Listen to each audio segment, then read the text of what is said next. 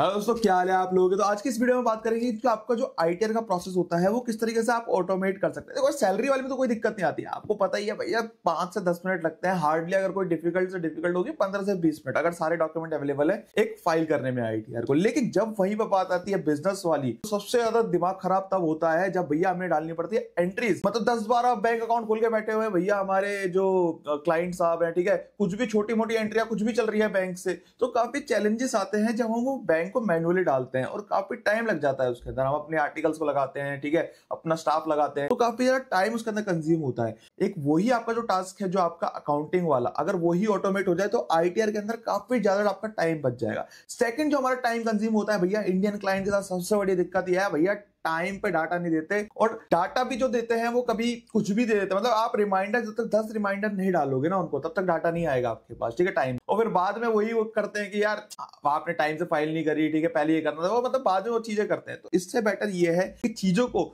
Automate कर दिया जाए, इस पूरे प्रोसेस को, ठीक है, डाटा मांगना, ठीक है, उन सबको मांगने से लेकर पूरी एंट्रीज, ये सब अगर ऑटोमेट हो जाए और आपका जो टाइम है वो कहां लगे, सिर्फ चीजों को एनालाइज करने में, ठीक है, फाइनेंशियल को प्रिपेयर करने में, ठीक है, फाइलिंग के मतलब वहां पे जहां पे आपका दिमाग लगना चाहिए वहां आपका दिमाग लगे, इंस्टेड ऑफ ये छुट्टे मुट्टे जो काम होते हैं इसके अंदर। क्योंकि आपने एक बार अकाउंटिंग सीख ली भैया, बार बार थोड़ी सेम चीज सीखते रहोगे, तो आपका अपना वहां दिमाग लगाओ जहां पर आपका टेक्निकल स्किल्स की रिक्वायरमेंट है। इससे आपका टाइम तो बचेगा ही, एक तो आपका जो टाइम खराब होता है जो भैया डाटा मांगने में, ठीक है, डाटा लेने में, उसके बाद उसको उसी डाटा को आपको एंट्री में डालने में, इस सब आपका एक तो टास्क ऑटोमेट हो ही जाएगा। प्लस आपका जो रिस्क होता है ना गलत एंट्री डालने का, वो भी आपका रिस्क कम हो जाएगा, क्योंकि हमें जो पूरा काम करेंगे वो एआई के थ्रू करेंगे, ठीक है। और भैया अगर आप एआई के जमाने में एआई यूज नहीं कर रहे तो सही बता रहा हूं आप पीछे रह जाओगे भैया। तो एआई यूज करना जरूरी है। तो ये चीजों को ऑटोमेट करके वहां दिमाग लगाओ जहां दिमाग लगना चाहिए। अब ये जो काम पॉसिबल हो पाएगा, ये हो पाएगा अकाउंटिंग ऑटोमेशन सॉफ्टवेयर के थ्रू, ठीक है, जो कि सुविथ एआई। और आपको जाके ना पूरा समझाऊंगा अभी। तो सुविथ एआई के थ्रू हम ये जितना भी काम है सारा का सारा एंड टू एंड अपना जो काम है उसको इजी करेंगे। और मैं आपको बता रहा हूं 80 से 90% आपका जो टाइम है वो बचेगा। तो आपको मैं स्क्रीन पे ले आके दिखाता हूं कि किस तरीके से क्या प्रोसेस आपको करना है ये पूरा टाइम सेव करने के लिए। अब भैया आपको क्या करना है, सुविथ की जो वेबसाइट है उस पर आ जाना है। सुविथ की वेबसाइट आपको कुछ ऐसे दिखेगी, suvid.io। आपको जो लिंक है वो डिस्क्रिप्शन में मिल जाएगा। इसका जो ट्रायल है वो फ्री है, मतलब पहले इस्तेमाल करें फिर विश्वास करें, ठीक है। तो ट्रायल इसका फ्री मिल जाएगा आपको। तो यहाँ पर अगर आप देखेंगे साइन अप का ऑप्शन आएगा, पहले आप साइन अप कर लीजिए, उसके बाद आप लॉग इन कर लीजिए ऑब्वियसली, ठीक है। पहले साइन अप कर लेते हैं, मतलब साइन अप जो भी साइन अप जिनका नहीं है उनको साइन अप करना पड़ेगा। मेरा ऑलरेडी साइन अप क्रिएटेड है, तो यहाँ पर मेरा ऑलरेडी यहाँ पर आ गया है, ठीक है। तो यहाँ पर अगर हम देखेंगे 2 कंपनी ऑलरेडी क्रिएटेड है मेरे पास। अब यहाँ पर अगर आप एक ऑप्शन देखेंगे आ रहा है सुविथ चैट का ऑप्शन। तो सबसे पहले तो अपने व्हाट्सएप को आपको यहाँ पे लिंक कर देना है। यहाँ पे ऑलरेडी जो व्हाट्सएप है मैंने लिंक करा हुआ है। नाउ अब जब यहाँ पर आप देखेंगे जैसे मेरे पास क्लाइंट है, तो यहाँ पे ना आपको क्लाइंट को ऐड करना पड़ेगा। जितने भी आपके क्लाइंट है यहाँ पर आपको मोबाइल नंबर यहाँ पर ऐड करके असाइन कंपनी करनी पड़ेगी, ठीक है। तो जो भी आपके क्लाइंट होंगे यहाँ पर वो असाइन हो जाएंगे। और अब क्या करना है आपको, सिंपल सी चीज है, इनको जो भी क्लाइंट है, जैसे ये मोनू सोनू क्लाइंट है, तो अब इनसे ना मेरे को ये इनका व्हाट्सएप लिंक हो गया, ठीक है, इनका व्हाट्सएप लिंक हो गया। अब जो भी मैं कन्वर्सेशन करूंगा, जो भी मैं डाटा लेकर आऊंगा वो यहाँ पर मेरे पास आएगा। जैसे अब मैं जो भी बात करूंगा यहाँ पर मोनू सोनू के साथ, यहाँ पर मेरी बात होगी। तो मैं आपको मतलब ऐसे बता देता हूँ, जो मतलब मेरे हाथ में मोबाइल है दूसरा सोनू मोनू वाला, ठीक है। तो यहाँ पर अगर आप देखेंगे तो यहाँ पर जो भी हाय है, अब मैं यहाँ पे हाय लिखूंगा, हेलो जैसे अब मैं लिखूंगा, ठीक है, तो यहाँ पर मेरे पास हेलो आ जाएगा। तो यहाँ पे अब मैं जो भी डाटा भेजूंगा, अब जैसे मेरे को डाटा भेजना है, ठीक है, जैसे मैं बोलूंगा यहाँ पे प्लीज सेंड, ठीक है, डाटा है, जो भी चीज है यहाँ पे मैंने बोल दिया। अब यहाँ पर क्या है कि जितना भी डाटा है जो भी वो क्लाइंट को भेजना है, लेट्स से वो सब मैं यहाँ पर लेकर जो मेरे को भेजना है यहाँ पे मैंने क्या करा, यहाँ पे मैंने फॉरवर्ड कर दिया। तो जैसे ही फॉरवर्ड करा, ठीक है, तो मैंने यहाँ पे फॉरवर्ड कर दिया, मतलब क्लाइंट ने फॉरवर्ड कर दिया, एक तरीके से समझो आप। तो क्लाइंट ने जैसे जो भी उसका डाटा था, ठीक है, जिस भी शेप में था वो सब क्लाइंट ने फॉरवर्ड कर दिया यहाँ पर देखो, ठीक है। जैसे बैंक स्टेटमेंट आ गई, ठीक है, इनवॉइस आ गए यहाँ पर, ठीक है, तो ये सब सारी चीजें आ गई है। अब नाउ यू हैव ऑप्शन, मतलब इसको आप व्यू करो। अब इसके अंदर क्या है, जैसे आपके पास ये इनवॉइस आ गया, इसको पहले बंद करते हैं। यहाँ पर आपके पास ऑप्शन आएगा, इसको ये कह रहा है map this document to receive request, ठीक है। तो उसके बाद जैसे इनवॉइस सेल्स हुई है, तो यहाँ पे मैं बोल सकता हूँ invoice sales R&S company upload. तो यहाँ पे मैंने क्या करा, अपलोड कर दिया। अभी मैं आपको दिखाऊंगा कि क्या करा है मैंने।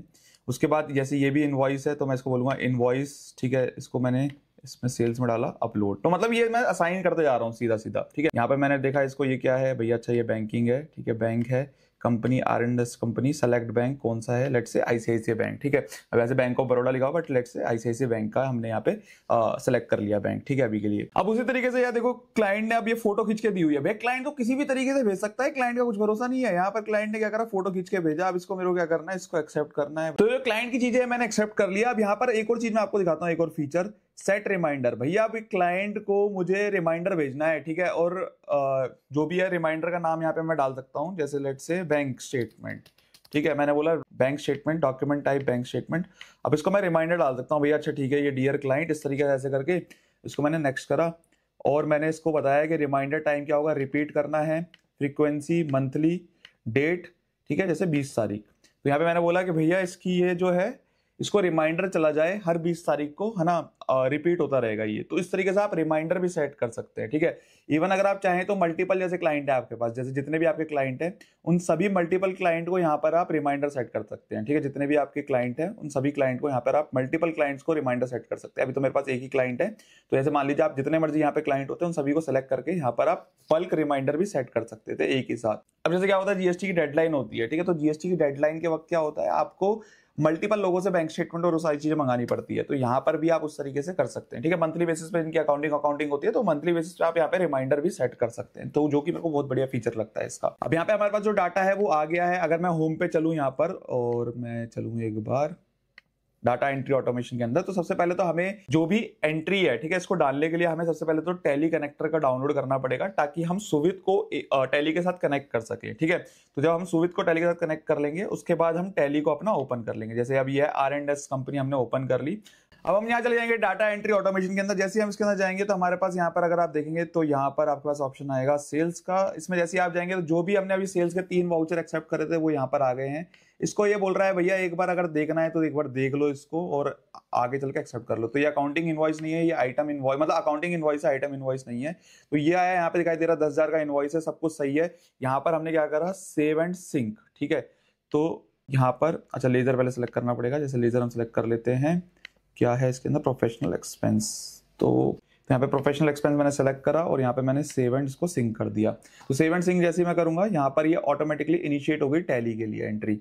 उसके बाद नेक्स्ट इसको मैं सेलेक्ट करूंगा और उसके बाद इसको अगेन ओपन करके मैं देखूंगा, ठीक है।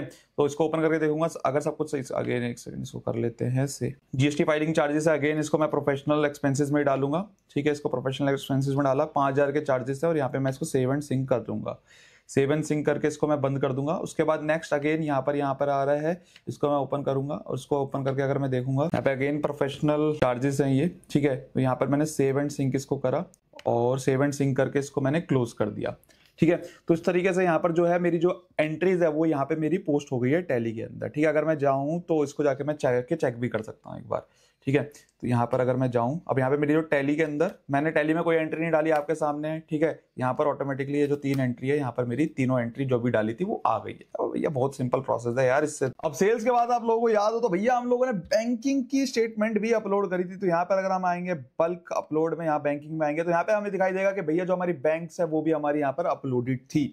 तो यहाँ पे हमें क्या करना है, सिंपल सा है भैया। यहाँ पर अगर हम देखेंगे तो यहाँ पे जो भी नरेशन और बाकी चीजें सारी एआई के थ्रू ऑटोमेटिकली यहाँ पर आ गई है। टाइप किस तरीके का है, रिसीव्ड हुई है, पेमेंट हुई है, वो सब भी यहाँ पर आ गए हैं। यहाँ पर एआई के थ्रू भैया सजेस्टेड लेजर, ठीक है, किस किस के अंदर ये कहाँ पे फॉल करेगा वो अपने आप सजेस्ट कर रहा है ये, ठीक है। अब यहाँ पे क्या होता है, थोड़ा सा मैंने जैसे लास्ट टाइम जब एंट्री डाली थी तो इंटरेस्ट पेड को फंडोज के लेजर में डाल दिया था उस समय पे सिर्फ दिखाने के लिए। तो यहाँ पे ऑटोमेटिकली इसने डिटेक्ट कर लिया, मतलब मैंने पहले जब एंट्रीज करी थी किसी समय पर तो इसने ऑटोमेटिकली जो इंटरेस्ट पेड वाला है ऑटोमेटिकली फंडोज में डिटेक्ट कर लिया इसने। नाउ यहाँ पर हमारे पास लेजर का ऑप्शन आ रहा है। तो यहाँ पर हमें क्या करना पड़ेगा, जितने भी हमारे लेजर्स हैं यहाँ पे सेलेक्ट करने पड़ेंगे और सेलेक्ट करके हमें क्या करना पड़ेगा, सेंड टू टैली। तो मैं आपको करके दिखाता हूँ। मैंने क्या करा, यहाँ पर ये सेलेक्ट ऑल करा, सेलेक्ट ऑल करके लेट से यहाँ पर मैंने जो लेजर है, लेट से अभी के लिए हम एग्जांपल ले रहे हैं, सारा का सारा फंडोज में डाल देते हैं। सारा का सारा यहाँ पे जैसे मैंने सेलेक्ट करा फंडोज के अंदर आ गया।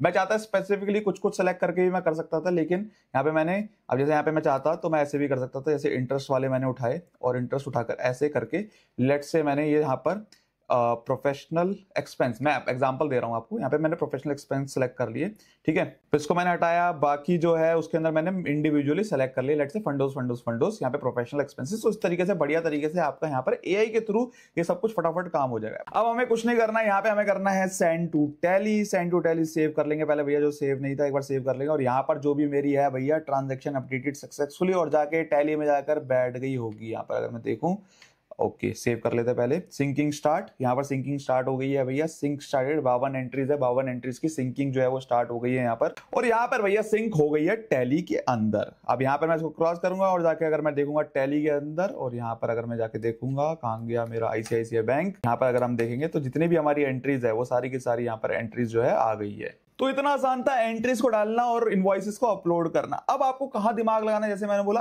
एनालाइज करने में, बैलेंस शीट पी&एल वो सब बनाने के अंदर, वहां पर आपको दिमाग लगाना जहां पर आपका टाइम लगना चाहिए, इंस्टेड ऑफ ये अकाउंटिंग एंट्री और इन सब के अंदर टाइम लगाने की। इसके थ्रू मैं आपको बता रहा हूं, जो लोग बिजनेसेस हैं, जो चार्टर्ड अकाउंटेंट है, मेरे को पता है यार सबसे ज्यादा जो टाइम होता है, अब क्या होता है मंथली जिनके जो मंथली क्लाइंट है जीएसटी वाले, वहां पर मंथली सारा का सारा डाटा रखना, बैकअप रखना, ठीक है, उसके बाद उसको चढ़ाना, सारी चीजें करना, वो एक बहुत ही मैनुअल और टीडियस टास्क था, ठीक है। अब यहाँ पर आपका ये मंथली बेसिस पर आप जीएसटी, जो भी आपका मंथली का डाटा है, जीएसटी मंगाओ क्लाइंट से, सीधा डायरेक्टली इंपोर्ट करो या टैली के अंदर जैसे, या फिर जैसे हमने बात करी आईटीआर के अंदर, आपने सीधा डाटा मंगाया और भैया सीधा जाके डंप करा और आपकी ऑटोमेटिकली जो है टैली की एंट्री ऑटोमेटिकली हो गई।